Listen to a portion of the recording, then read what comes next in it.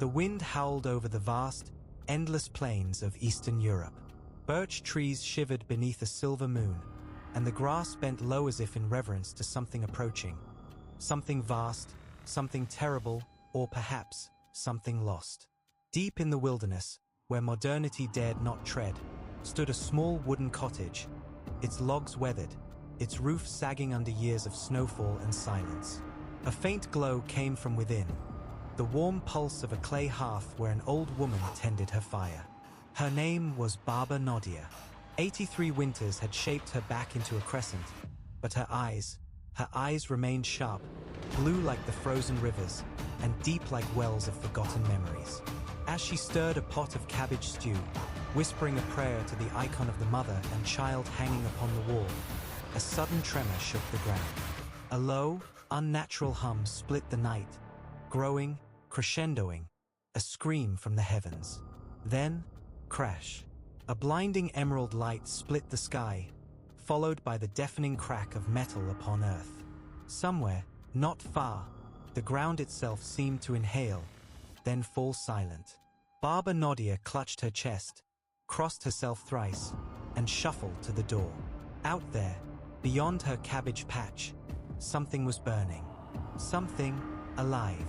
Lantern in hand, wrapped in a scarf that had once belonged to her mother, Baba Nadia braved the chill. Her boots sank into the mud as the wind carried the acrid scent of ozone and something metallic, something alien. As she crested the hill behind her cottage, her breath caught. A crater, charred earth, scorched grass. At its center, twisted shards of metal, blackened and humming, glowing with strange green veins pulsing like arteries. And there, half buried, a shape. Humanoid, but not. Slender, elongated limbs. Skin the color of mist under moonlight. Smooth, almost translucent, stretched over fine muscles. Its head was large, eyes immense and perfectly black, reflecting the universe within. It moved, barely. One frail hand twitched. A thin, trembling sound escaped its mouth, not a cry of pain, but a sequence of tonal vibrations, like broken wind chimes rearranging themselves into meaning. Baba Nadia's first instinct was fear, but it was swiftly overridden by something stronger. The instinct of an old woman who had mended broken things her entire life. "Oh, my child," she whispered, voice cracking. "What has the world done to you?" She stepped closer, kneeling despite the cold biting at her knees. With hands worn by decades of kneading dough and sewing torn coats, she touched the creature's shoulder, cold, yet pulsing faintly with life. Its eyes flickered. A sound emerged, not words, but a frequency that resonated directly in her bones. "Help, please." And so she did. Dragging the creature took every ounce of strength her frail body could muster. Inside the cottage, the warmth of the clay stove wrapped around them like a protective cocoon. Baba Nadia laid the being upon a pile of woolen blankets by the fire, muttering to herself in a mixture of Russian, old prayers, and half-forgotten songs her grandmother used to sing. The being, though weak, observed everything. Its giant eyes blinked slowly, taking in the icon of the Virgin, the embroidered curtains, the shelves stacked with jars of pickled mushrooms and herbs. When it finally sat upright, its hand trembling, it touched the wall of the stove, tracing its fingers along the white plaster as if searching for something. "You, not like others," it spoke. The words were halting, distorted, as if its vocal cords were mimicking her language in real time. I am Rilek, from Nylon 5. Baba Nadia placed her hand over her heart. "Nadia," she said simply. "Just Nadia." A strange smile flickered across Rilek's alien face, a twitch of the mouth that felt half-learned, half-instinctive. "Safe, for now." Days passed. Weeks. The snow began to gather against the window panes. The world outside faded beneath blankets of white, as if the universe itself wished to pause, to listen. Rilek recovered slowly, feeding on a paste concocted from minerals extracted from stones and wild herbs. But his true nourishment came from something else, the resonance of the place itself. Baba Nadia noticed how he often sat before the clay stove, his fingers trailing over its surface, whispering strange words, no frequencies, that made the air shimmer. Then one night, beneath the gaze of the full moon, he called her over. In his hand, a stylus made of crystal. On the plaster of the stove, lines, symbols, runes unlike anything she'd ever seen. This is a temporal lattice, Rilek explained. Your world, unstable. Probability fractures, converge. Timeline, breaking. Baba Nadia frowned. What do you mean, breaking? Rilek tapped the wall, and as if reality itself responded, a pattern of glowing threads unfurled, projections of futures branching like rivers. Some glowed gold, others flickered in red, but many simply vanished into blackness. Entropy wave, building. Collapse, soon. Global biospheric failure. Not natural. Triggered. Her hands trembled. By what? Rilek's gaze darkened. By something beneath. Beneath your world. Beneath this place. There, beneath her very feet, beneath the hearth where generations had kindled fire, lay a secret as old as the stars themselves. Rilek's fingers hovered over the center of the stove. His head tilted, as if listening to a frequency only he could hear. Then he pressed. A soft click. A seam in the clay split open, ancient, precise. The stove itself was a facade. Beneath its core, a hollow, and within, a sphere. Pitch black, iridescent. Its surface rippled with impossible geometry, shapes that defied logic, folding in and out of dimensions. Baba Nadia gasped. What, in the name of God, is that? Rilek's voice was almost reverent. A seed of the architects. The precursors. A machine or a lock. Perhaps both. It sings, but the song is wrong. Corrupted. Distorted. He turned to her. Something woke it. And now, the fracture accelerates. The wind howled. Outside, clouds devoured the stars. But within, a different storm was beginning. A storm of time. A storm of endings. And perhaps, beginnings.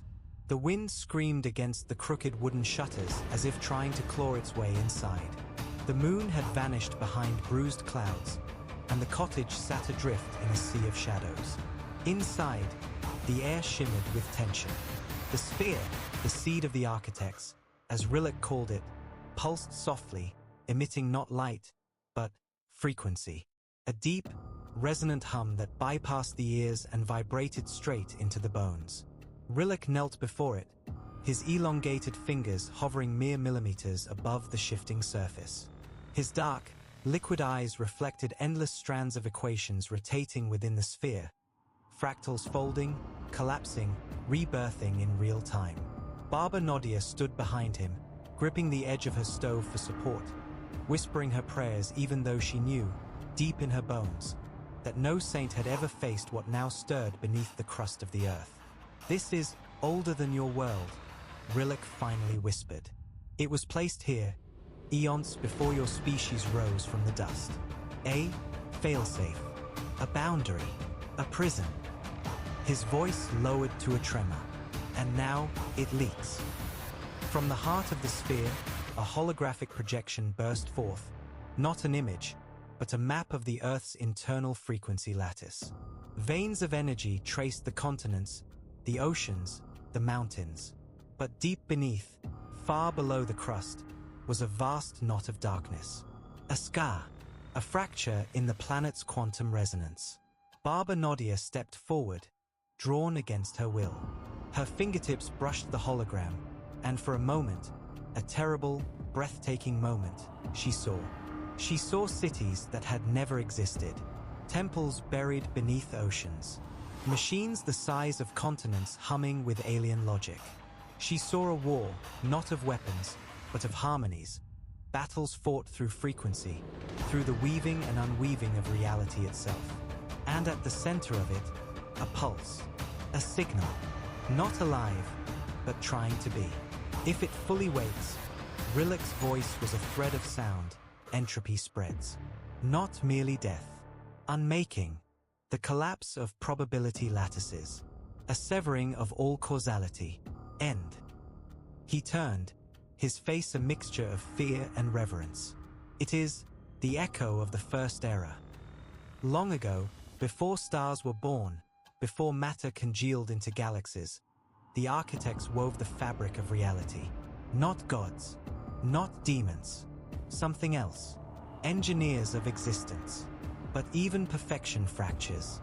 A mistake, an error in the code of reality itself, was made. A self-replicating echo of corruption. It could not be deleted, only contained. And so, the architects buried fragments of this era in locked vaults scattered through young worlds. One of these vaults was beneath this very land, beneath Baba Nadia's feet. "Why here?" she asked, her voice shaking. Rilik's gaze deepened. "Because life stabilizes it. Organic consciousness delays its spread, but only for a time." His slender hand trembled as it hovered over the spinning sphere.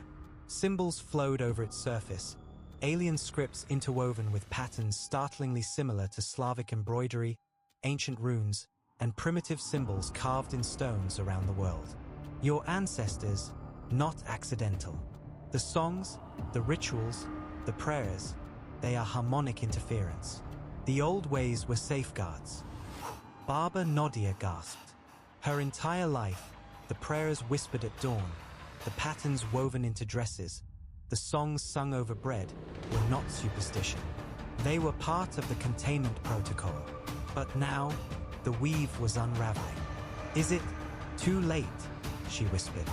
Rilik tilted his head, listening to frequencies only he could perceive. Then, slowly, he shook his head. "There is one path. Narrow, terribly narrow." He stood, the sphere hovering beside him. His fingers traced the runes on the clay wall, the ones he had etched over weeks. But now, as he touched them, they flared with golden light, revealing a hidden second layer beneath, patterns older than any human tongue. "You," Rilik said, turning to her, "are the last node in the local resonance lattice. Your lineage, your mind, your memory, you are the key." Baba Nadia stepped back, shaking her head. "No, I am just a woman, old, alone." Rilik's gaze softened. His hand, thin, cool, alien, gently took hers, leathery and warm. "You are a grandmother. You carry the memory of the earth, the songs of your mothers, the laughter of your ancestors. You are a resonance beacon." Outside, thunder rumbled. The clouds spun unnaturally, forming a perfect spiral, as if the very atmosphere was being drawn into the pulse from below. Rilik moved swiftly now. From the sphere, filaments of light extended, weaving themselves into the floor, the walls, the ceiling, turning the humble cottage into a cathedral of frequency. "We must enact the looming of echoes, a reweaving of the lattice. You will act as the transmitter, I as the tuner." But there was a price, a terrible, inevitable price. Once complete, he whispered, "You will no longer be entirely you." The ritual began as the wind outside ceased completely, an unnatural silence pressing against the world. Inside, the air thrummed.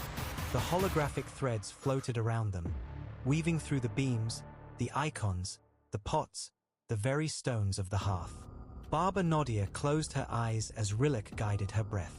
Inhale on 4 pulses of light. Exhale on 6. Match the beat of the Earth's magnetic field. Merge. Then, the singing began. It was not words, not music, a vibration older than language, yet it carried meaning. I remember. I hold. I mend. Rilik sang in Nylonian frequencies, layered chords of impossible intervals, harmonics that caused the air itself to shimmer like water.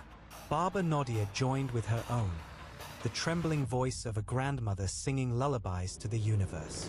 The rune on the wall ignited, white fire against clay.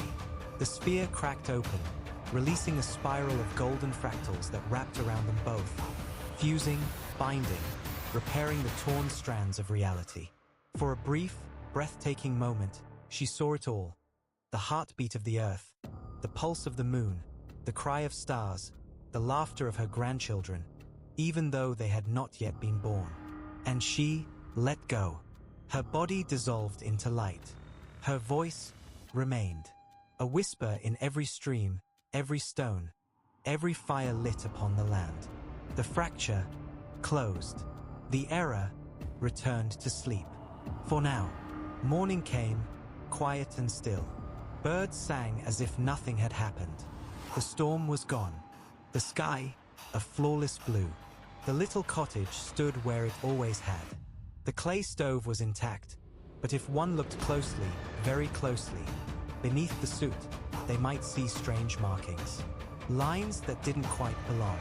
Travelers passing by still speak of the warmth of that place, of the strange comfort they feel when they sit by the fire, as if someone is watching, guarding, singing to them from the very stones.